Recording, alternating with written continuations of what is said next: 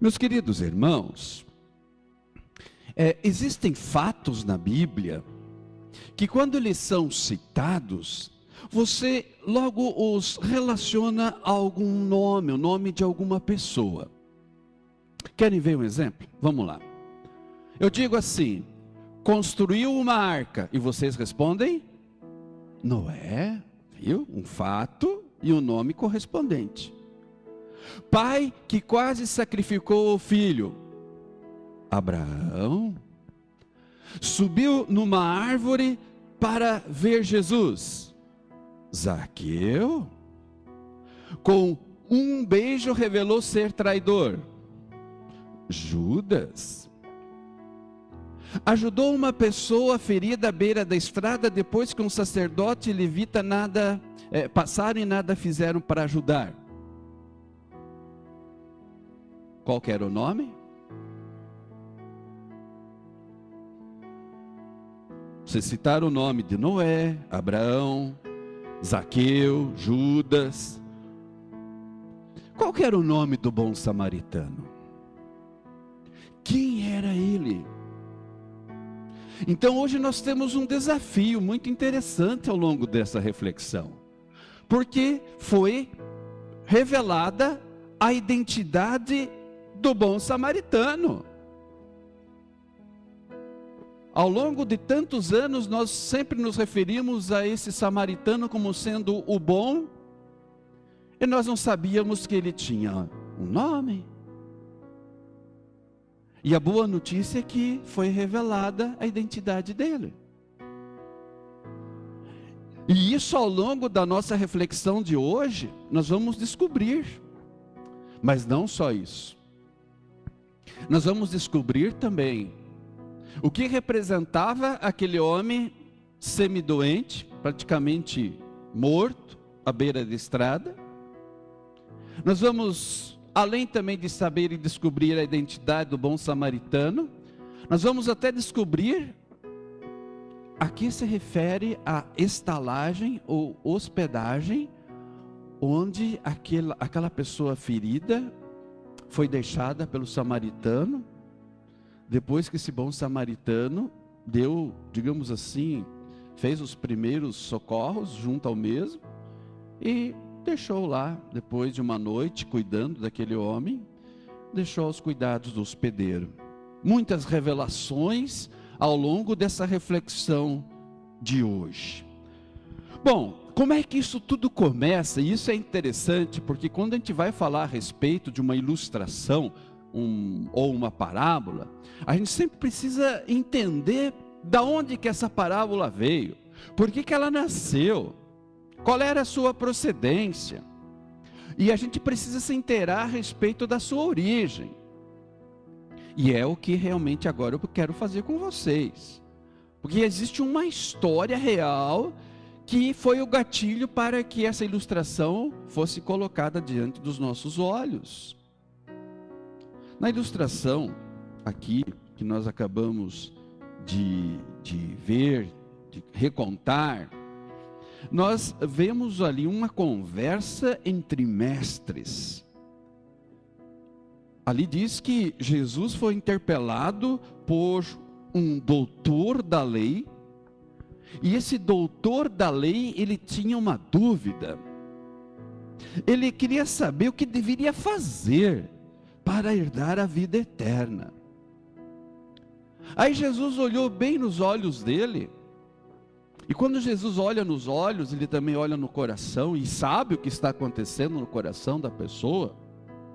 Aí Jesus respondeu a pergunta desse mestre da lei com outra pergunta. Jesus perguntou para ele: escuta, mas você sabe o que está escrito na lei, não sabe? Como é que você interpreta isso?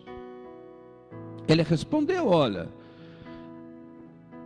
eu sei, é fácil, para ser salvo, para ir dar a vida eterna, eu preciso amar a Deus com todo o meu ser, como nós acabamos de cantar, e amar o próximo como a mim mesmo.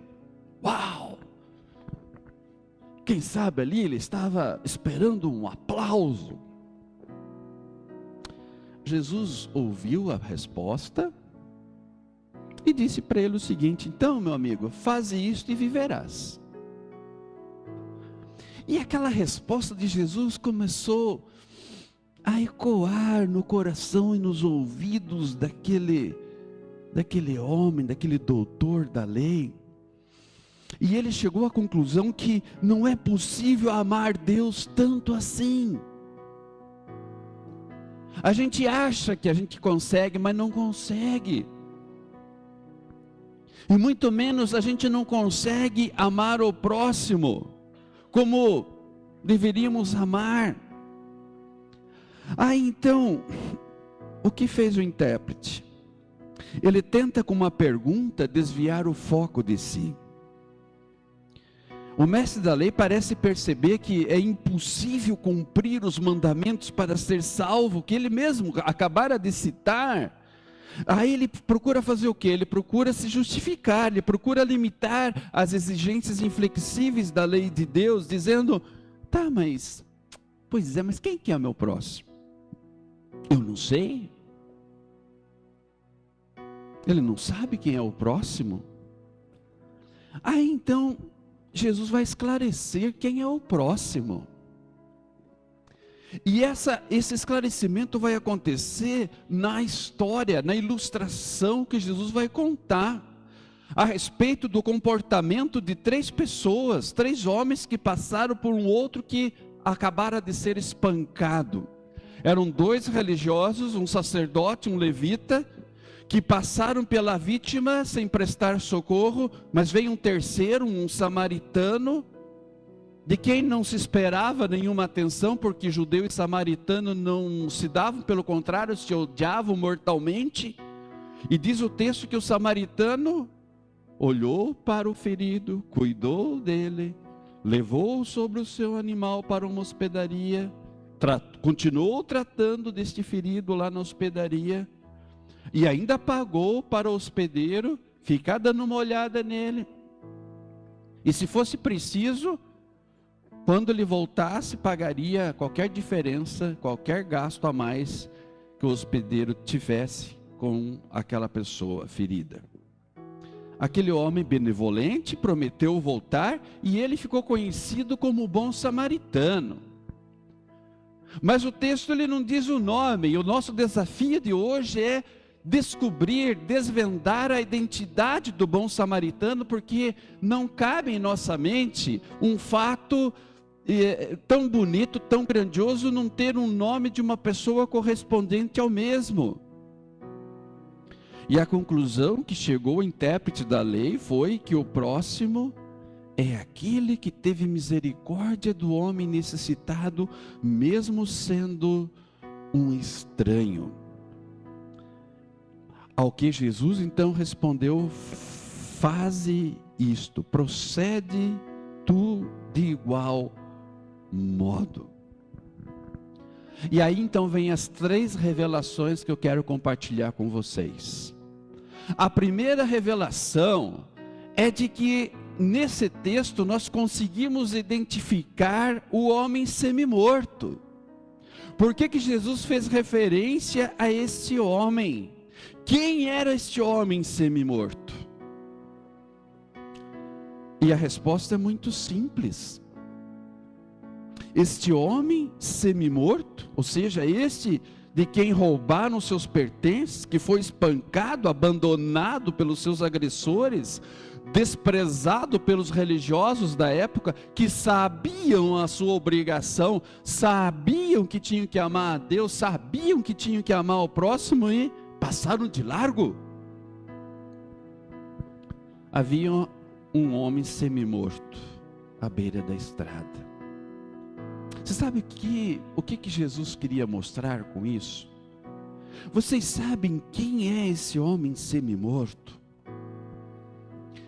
E a gente, para descobrir a identidade desse homem semi-morto, nós temos que ler o que está escrito no profeta Isaías, capítulo 1, versículos 4 a 6. Você está com a sua Bíblia aí? Isaías 1, 4 a 6. Ali Deus escreve assim: ai desse povo mau, dessa gente cheia de pecados, todos são ruins, todos são perversos, eles abandonaram o Senhor, rejeitaram o Santo de Deus de Israel, e viraram as costas para Ele. Por que vocês continuam a pecar? Versículo 5 de Isaías 1. Será que querem receber mais castigos? A sua cabeça está ferida, e todos estão desanimados. Da cabeça até os pés, o corpo de vocês está machucado, cheio de ferimentos e de chagas abertas, que não foram lavadas, nem enfaixadas, nem limpadas com azeite. Interessante quando você lê esse texto, se referindo aqui ao povo de Deus e também se referindo à humanidade pecadora como tal, colocando aqui para nós que de fato é essa situação de pessoas que estão afastadas de Deus, e dessa maneira, como se não bastasse estarmos espiritualmente feridos, conforme diz esse texto de Isaías, também nós estávamos completamente desamparados, quer dizer, ninguém poderia nos ajudar, mesmo que quiséssemos. Jamais sairíamos dessa situação, jamais. Aquele homem semi-morto, ferido ali daquela forma, aquela pessoa representa a humanidade pecadora. O próprio Isaías, no capítulo 59, 11, ele diz que a salvação estava longe de nós. E portanto, aqui, neste texto, nós encontramos até o pequeno Bernardo, batizado hoje. Porque o Bernardo também fazia e faz parte de uma humanidade caída em pecado. O Bernardo era mais um que estava mortalmente ferido, espiritualmente ferido. E não havia esperança de salvação para ele. Não havia quem pudesse aqui nesse mundo ajudá-lo. E as pessoas nem estavam ligando para ele. O ser humano, ele é assim.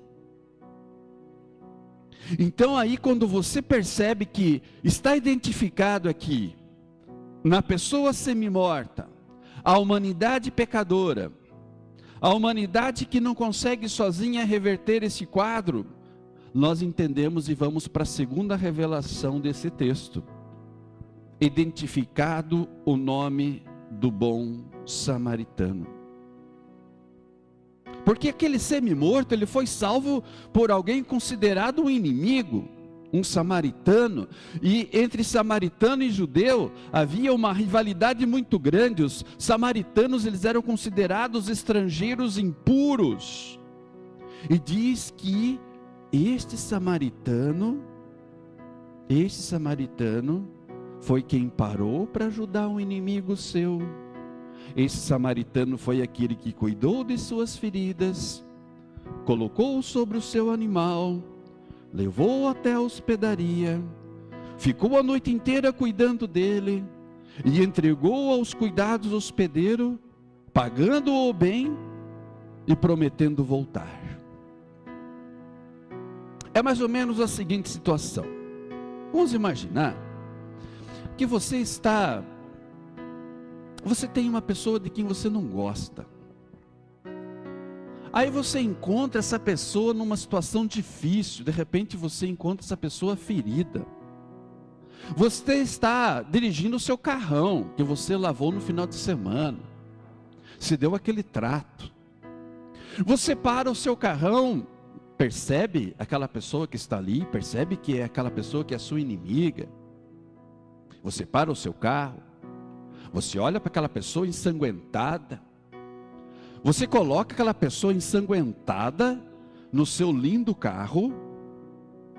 Aquela pessoa ensanguentada, ela vai sujar de sangue o seu carro, Você pega aquela pessoa com quem você não se simpatiza, a leva a um lugar, de repente uma clínica, um lugar que ela possa continuar recebendo os cuidados.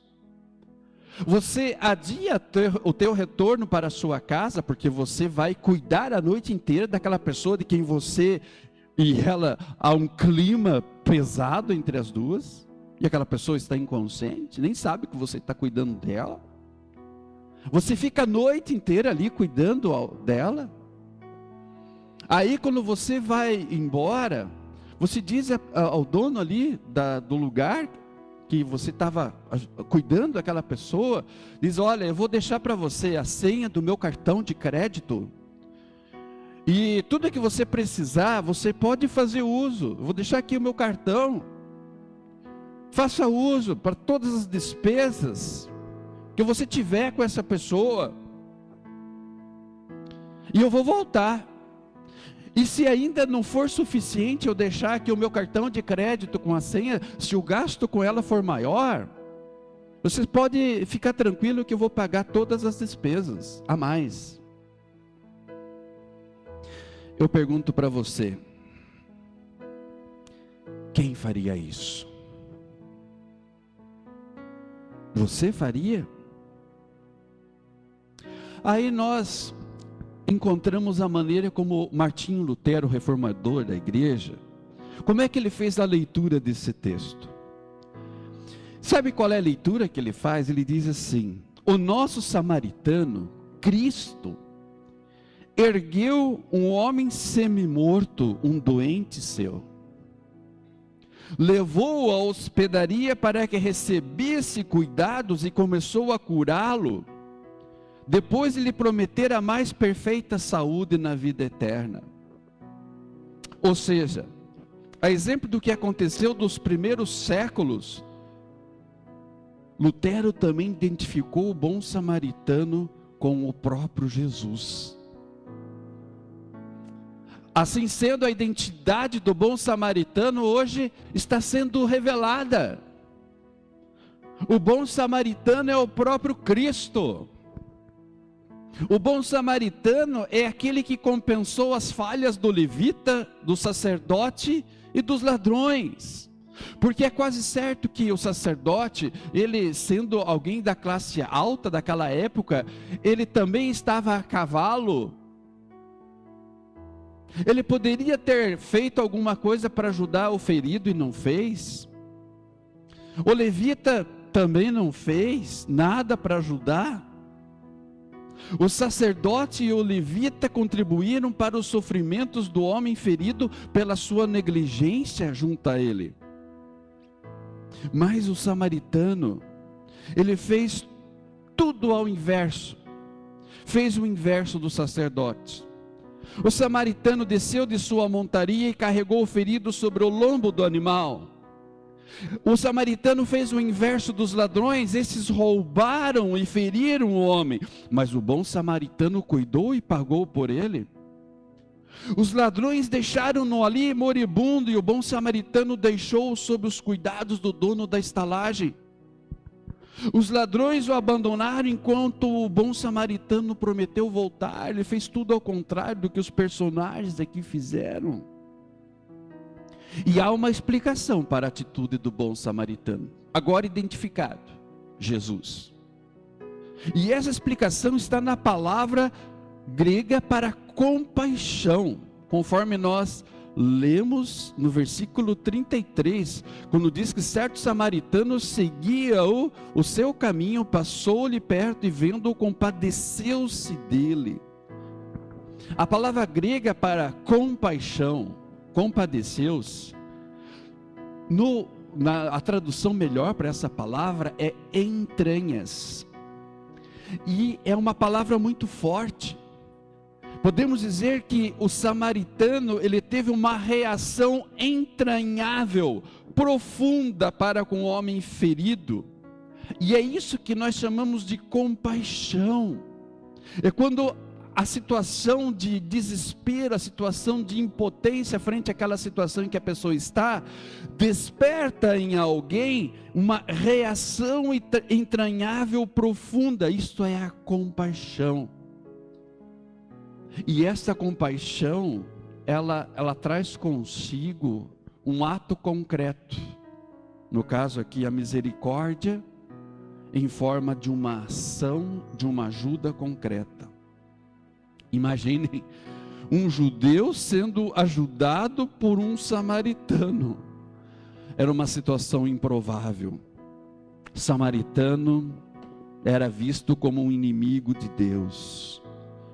Por isso que quando a gente abre a Bíblia da gente, lá em Romanos capítulo 8, Romanos 5, versículo 8 e 10, realmente a gente percebe que esse texto está falando de Jesus, porque somente Jesus ama assim, somente Jesus é capaz de fazer algo muito concreto por um inimigo seu. Romanos 5, 8 e 10 diz o apóstolo Paulo assim, que Deus prova o seu próprio amor para conosco pelo fato de ter Cristo morrido por nós, sendo ainda pecadores. Porque nós, quando inimigos, somos reconciliados com Deus mediante a morte do seu Filho. Ele continua, talvez pelos amigos alguém até se anime a morrer. É difícil, mas vamos supor que até possa acontecer. Mas alguém morrer por um ímpio, alguém morrer por gente má, pecadora, isso seria improvável, impossível. E de fato, humanamente falando, é impossível. Amar dessa forma é impossível. Somente Jesus pôde fazer isso. E por quê? Porque Ele é o bom samaritano. O samaritano cuidou do semi-morto, levou-o sobre o seu animal para uma hospedaria para descansar e receber outros cuidados. O samaritano pagou as suas despesas. O texto aponta para o desprendimento de Jesus. Ele abriu mão de tudo para dedicar-se a nós, assim como aquele bom samaritano. Ele abriu mão do compromisso de chegar em casa e ficar junto à sua família. Ele abriu mão do seu dinheiro para ajudar o próximo. Ele abriu mão de muita coisa. E Jesus estava disposto a investir pesado, como de fato ele investiu em favor dessa humanidade semi-morta. Por que não dizer completamente morta, espiritualmente falando? E Jesus estava determinado a investir mais do que 2 denários. Ele investiu a própria vida em nosso favor. Então, identidade do bom samaritano, devidamente agora sabida, sabemos quem ele é. Mas nós temos mais uma revelação aqui. Nós temos mais uma revelação. A primeira foi de que aquele homem semi-morto, ele aponta para a humanidade pecadora, perdida, ferida, praticamente totalmente morta, espiritualmente falando, sem esperança, sem que alguém pudesse aqui fazer alguma coisa para reverter. Já vimos aqui a segunda revelação de que o bom samaritano é o próprio Cristo. Mas aqui também tem no texto algo que precisa ser colocado para a igreja, porque tem a ver com Bernardo também. E isso está ali no versículo 35 e principalmente no final do 34, quando diz ali, levou-o para uma hospedaria e tratou dele. Qual é a identidade dessa hospedaria? Qual é o seu nome? Qual é o nome dessa pousada? Aí Martinho Lutero, sobre essa questão, também ele fez uma observação muito interessante. Ele escreveu assim: veja o que diz a parábola do samaritano. Ele aplicou óleo e vinho àquele homem semi-morto. Ele atou as feridas. Mas por acaso o curou imediatamente? Aí Lutero responde a pergunta que ele mesmo fez: não. Deixou sob os cuidados do hoteleiro até a sua volta. Assim, continua Lutero, a igreja é a hospedaria, é a estalagem, na qual, após recebida a graça de Deus no batismo, somos ali diariamente curados dos pecados. E nossas obras são como as realizadas por pessoas que começam a convalescer, que começam a melhorar, que começam a se recuperar, mas ainda não estão recuperadas. Daí se evidencia que estão em parte doentes, em parte sãs, mas muito distantes das obras feitas por pessoas perfeitamente sãs. E o que o Bernardo tem a ver com isso? Tudo a ver, tudo. O Bernardo e cada um de nós, porque hoje tivemos o batismo dele. O Bernardo estava entre os feridos espiritual e mortalmente. O Bernardo estava sem perspectiva de salvação, ninguém podia ajudá-lo, até que aconteceu o improvável, o inesperado, alguém parou para socorrê-lo. Nós sabemos a identidade de quem parou para socorrer o Bernardo. É o mesmo que parou para socorrer cada um de nós quando também estávamos na mesma situação. Jesus. E ele lavou suas feridas mortais. Ele aplicou água sobre as feridas, sobre esta criança semi-morta espiritualmente falando. Através do batismo, esse Jesus carregou sobre si mesmo esta criança até a estalagem, a hospedaria, a igreja, para que na igreja essa criança continue sendo curada, e ela continuará sendo em parte doente, mas também em parte sã. Mas a perfeição nas obras está longe dela alcançar. O Bernardo agora, através do batismo, ele foi trazido por Jesus até a estalagem, até a hospedaria. Essa criança está sob os cuidados do hospedeiro, até que ele, Jesus, volte e o busque a ele, cada um de nós, para então ele nos conceder a cura definitiva na ressurreição dos mortos. E quando é que esse bom samaritano vai voltar? Vocês sabem quando? No dia do juízo final. E nessa hospedaria, o Bernardo, tal como as outras crianças que passam pelo batismo, ele continuará sendo curado de suas enfermidades, com o perdão de Cristo obtido na cruz e acessível pelo batismo. O Bernardo, ele vai ser instruído na palavra de Deus, na escolinha dominical, depois na instrução de confirmandos. Ele vai receber a Santa Ceia, depois de passar pelo período confirmatório. Ele será treinado na prática de boas obras, não para ser salvo, porque em Cristo ele já está salvo pela fé. Ele será ensinado sim a amar a Deus acima de todas as coisas. Ele vai ser ensinado a amar e respeitar o próximo como a si mesmo. Ele crescerá, ele amadurecerá não apenas física, emocional e intelectual, mas também espiritualmente. Alcançará ele a perfeição? Será que um dia o Bernardo será completamente justo? E Lutero respondeu a essa questão nas seguintes palavras: não. Mas é simultaneamente pecador e justo.